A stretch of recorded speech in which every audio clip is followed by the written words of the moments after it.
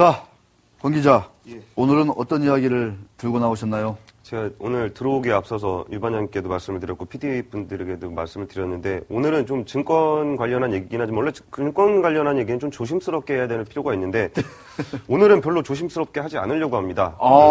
어저께 정치인 테마주 관련해서 이슈가 됐었는데 오늘 하루 만에 반등에 성공했습니다. 정치인 테마주 투자하시는 분들 투자자 보호를 받으실 생각을 꿈에도 하지 않으시는 게 옳지 않을까. 그렇게까지 강공 이거 위험하다고 얘기를 하고 있는데 어쨌든 정치인 테마주에 불편한 지시를 준비했습니다. 불편한 지실? 예. 네, 알겠습니다. 자, 안철수 테마주, 어제 그렇게 많이 안 빠지고 오늘은 반등하고 있습니다. 지금 2,000원 정도 올랐는데, 자, 이 안철수 테마주는 좀 어떻습니까? 우리 권 기자가 볼 때는. 뭐, 제가 볼 필요는 없을 것 같고요. 네. 그 회사분들이 어떻게 보시는지, 대표이사가 어떻게 회사 안철수 연구소를 보고 있는지, 그게 더 중요하지 않을까 생각이 듭니다. 먼저 안철수 테마주, 대표적으로 안철수 연구소. 예, 정치인 테마주 관련 같은 경우에는 보통 정책 수혜주라든지 친인척 관련한 종목들이 많았는데 여기는 그냥 이름 자체가 안철수입니다. 안철수 연구소. 최대 주주 안철수, 지분율 37%.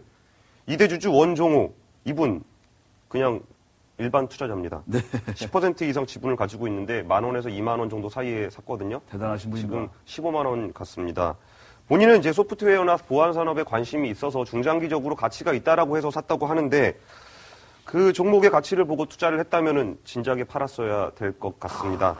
하지만 그 위에 버블까지 충분히 즐기고 계시기 때문에 그분도 가치 투자자라고 보기는 좀 힘들 것 같다는 생각이 들고요. 네, 평가 차익이 어마어마하네요. 한 800억 정도 평가 차익 나셨는데 안철수 씨보다 더 좋은 분이 아닐까. 네. 안철수 씨는 지분을 이제 절반을 매도를 한다고 해가지고 네. 그럼 기부했죠. 네. 네, 기부한다 그래가지고 지금 37%에서 절반 팔면 한 17% 정도 남는다고 해요. 네. 그럼 2대 주주인 일반 투자자하고 지분율 차이가 별로 나지 않습니다. 그런 부분이 있지만 원종호 씨는 경영에 참여할 의사는 없다라고 밝히고 있고요. 네. 안철수 연구소의 대표이사가 김홍선 대표이사라고 있어요. 네. 그분 재작년인가 한번 만났을 때는 친하시군요. 뭐 친하진 않고요. 친하지 그때 이제 주가 8,000원 막 그래가지고 뭐 회사 현금만 보더라도 시가총액보다 많다. 그러면서 자기네 회사를 왜 이렇게 바라보지 않느냐라고 약간 불평을 하셨었는데 이분도 스톡옵션 받아갖고 주당 6만 원의 보유 주식의 절반을 팔았습니다. 대표이사가 보기에도 6만 원 정도면 안철수 연구소에 충분한 가치 이상을 받고 있다고 판단을 했을 것으로 보이고요. 조동수 상무님 스톡옵션 7,650원에 받아갖고 8만 원대에 팔았고요. 네. 그 위에 조시행 상무님, 김기인 상무님 2만 원대, 5만 원대 다 팔았습니다. 지금 15만 원인데 회사의 주요 임직원들이 생각하기에 한 5만 원, 8만 원이면 충분히 많이 오른 상태라는 판단이 들었기 때문에 팔지 않으셨을까 생각이 듭니다. 그분들이 이렇게 안타까워하실지 아니면은 그 정도면 충분하다고 생각하실지는 모르겠지만 저는 충분한 그 시세 차익을 보셨다고 생각이 들고요. 대신증권이 예상한 안철수 연구소의 매출액은 2011년 예상 매출 1,000억 원, 2012년 1,270억 원입니다. 네. 주가 순이익은 2011년 130배. 네. PER 130배. 참 오랜만에 들어보는 수치인 것 같습니다. 130배. 그리고 2010년 작년 주가 수익 비율 11배였거든요. 네. 그게 1년 만에 130배. 어마어마하네요. 얼마 전에 보니까 자 이제 안철수 씨 테마는 이 정도로 하고 이제 자 박근혜 테마주로 한번 넘어가 볼까요? 예, 네, 여기는 더 시끄럽죠. 여기는 뭐 최근에 최근에 이지도 제가 봤을 때만 해도 PER이 200배까지 갔었는데 지금은 어떻게 되나 모르겠네요. 네. 어제 하한가 갔다가 오늘은 1% 반등을 하고 있습니다. 자, 이지에 대해서 한번 뜯어볼까요? 예, 그 다음에 대표적인 박근혜 테마주 이지. 저는 이게 박근혜 전 대표 얘기하면 뒤에 수식어 붙이기가 조금 헷갈리더라고요. 분명히 국회의원인데 전 대표라고 많이 쓰다가 요새는 비대위원장, 네. 그 김원효 씨 같은 느낌이 좀 있긴 한데, 뭐 행간에서는. 근데 왜 박근혜 씨는 왜 의원이라고 안 불리고 전 대표라고 불려왔을까요? 글쎄요. 대표가 더 뽀다고 아니라 좀 그럴싸한가요? 뭐, 이건 농담인데, 그 박근혜 대표 때 워낙 한나라당에다 기여한 바가 엄청나게 컸다. 하지만 국회의원으로서는 뭐 하셨는지 사람들이 잘 기억을 못하기 때문에 의원보다는 그때 대표 때의 기억을 되살리기 위해서. 그때 천막 당사 시절 아닙니까? 한나라당을 살렸죠. 그 당시에는. 그렇군요. 어쨌든 동생 박지만 씨가 지분을 30% 들고 있었던 이지입니다. 작년 12월 5만 원대에서 6만 원대 2% 정도 팔았습니다. 뭐 대표이사 최대 주주가 보기에도 주가가 많이 올랐다는 생각이 들었나 봅니다. 네. 대표이사 이광영 씨 2.1% 가지고 있다가 5만 4천 원에 다 팔았고요. 고점에서 많이 팔았군요. 예, 계열사 임원 이인 씨도 6만 원대. 업무 제휴 관계로 지분을 갖고 있다던 TDK도 6.6% 들고 있다가 3만 원 돌파하니까 지금의 절반 가격이죠. 3만 원 돌파 이후에 팔기 시작해서 2% 가까이 팔았습니다. 네. 심지어 자사주도 6만 5천 원에 4만 주 가까이 팔았습니다. 허허. 그리고 그리고 또 오히려 조회 공시를 한번 한 적이 있었어요. 주가 급등 사유에 대해서. 근데 뭐 사유가 없다라고 얘기를 했는데 그 이후에 지분을 이제 자사주 매각하고 하니까 이거 이렇게 되면 이제 공시를 성실하게 수행하지 않았다고 해서 불성실 공시 법인으로 지정이 되거든요. 네. 근데 불성실 공시 법인으로 지정이 되는 것을 감안하더라도 이 가격이면 팔아야 된다라는 판단이 들었지 않았을까. 야. 그게 3만 원대였으니까 지금의 절반 가격입니다. 주가 수익 비율은 뭐 200배 얘기하셨었는데 네. 뭐 최근 거 보니까 147배 나오더라고요. 147배. 예, 그 뭐 100배는 넘어가는 기본은 100배죠. 네. 테마주 정도는 테마주에 한번 좀 엮이면 100배는 돼야죠. PER.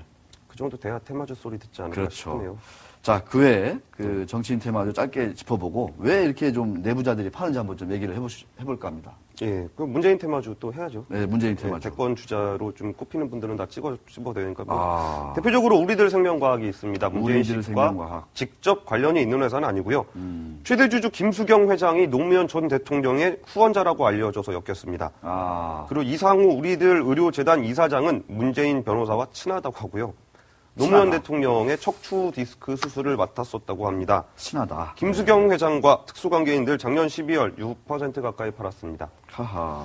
뭐 실적은 270억 원 매출이고 여기는 주가 수익 비율을 계산을 못 해왔습니다. 왜냐? 적자거든요. 적자니까. 예. 네. 뭐 무한대가 무한대 PR이군요. 예. 네, 참. 자, 불성실 공시까지도 감수하면서 이지는 그 지분을 팔았는데 내부자들이. 예. 자, 이 일반 투자자들 왜 이렇게 사는 걸까요? 왜 사나요? 이거. 저 사실 모르겠습니다. 모르겠다. 네, 주식 왜 사는지 몰라가지고 이제 사람들 만나서 물어봤는데. 네. 그 증권사에 있는 지점에서 근무하는 영업 직원에게 물어봤습니다. 안철수 연구소를 사달라는 투자자에게 뭐라고 조언을 할 것이냐. 그 초반에는 많이 조언을 해줬대요. 이거 가격 대비 너무 높고 언제 트레이딩으로 제대로 못하면 크게 손해를 보실 수 있기 때문에 사드릴 수 없습니다. 그런데 주가가 계속 오르는 거예요. 그리고 지금은 그냥 사주세요. 그럼 시장가에 사주고 팔아주세요. 하면 시장가에 팔아준대요. 더 이상 거기다 얘기를 붙일 수가 없습니다. 야. 금융당국에서 가격에 거품이 있다고 해가지고 루머를 단속하고 정치인 테마주의 세력을 조사하고 그 과정이 신속하게 진행될 수 있도록 긴급 조치 관련한 것도 내놨는데 하루 빠지더니 또 바로 반등을 하고 있습니다. 야. 근데 이제 이거에 대한 불편한 지시를 두 번째, 아까 첫 번째는 내부자들이 팔고 있다는 거, 그 회사를 잘 아는 사람들이 팔고 있다는 거, 두 번째 진실은 회전율입니다. 지난해 회전율이 높은 종목들을 좀 뽑아봤습니다. 회전율? 그 그래픽 한번 보여주실래요? 네, 한번 보시죠. 솔고바이오 6,500%, 아가방 컴퍼니. 저게 6,500%라면 상장 주식의 65배가 예. 작년에 거래가 된 거죠? 예. 맞나요? 65배? 65배 맞죠? 네, 그렇습니다. 아가방 컴퍼니. 다 테마주입니다, 이것도. 주인이 65번 바뀌었다. 그거보다 더 많죠. 최대 주주가 그만 100%를 들고 있는 건 아니니까. 그러니까요. 그러니까 솔고바이오 같은 경우는 이민아 사회이사가 안철수 씨와 사진을 찍었다고 합니다. 사진 찍었대요? 예. 그래가지고 이제 정치인 테마주에 얽혔는데. 네. 이 얘기는 되게 슬픈 얘기인데요. 투자자들도 이 종목의 주가를 믿지 않고 있다는 겁니다. 이거를 자기가 들고서 어떤 회사의 가치를 보는 게 아니고 빨리빨리 샀다가 빨리빨리 넘겨야 된다는 거. 지금 가격에 나는 사지만 나보다 더 어리석은 사람이 더 높은 주가에 자기를 받아줄 것이다라는 욕심과 탐욕. 네. 이게 상생의 마인드가 아니라 상극의 마인드인 거죠. 그렇죠. 이제 언젠가 터지겠지만 자기에서 터지지 않게 바라고 있는 거죠. 네가 폭탄을 끌어안고 자폭해라. 나는 빠지겠다. 뭐 이런 거 아니겠습니까? 그렇죠. 그게 이제 판도라의 상자 보면은 네. 그 부정적인 뭐 고통이라든지 슬픔이라든지 그런 게 들어있었는데 마지막에 희망이 들어있었다고 했잖아요. 네. 그럼 희망이 판도라 상자에 왜 들어있었을까? 희망은 오히려 고통과 좌절과 같은 부류의 부정적인 것이 아니었겠느냐. 그래서 정치인 테마주의 희망은 부정적인 의미가 맞을 것 같습니다. 네, 알겠습니다. 권순우 기자, 아주 재밌게 잘 들었습니다. 수고하셨고 올해 좋은 활약 부탁드리겠습니다. 자, 감사합니다. 감사합니다.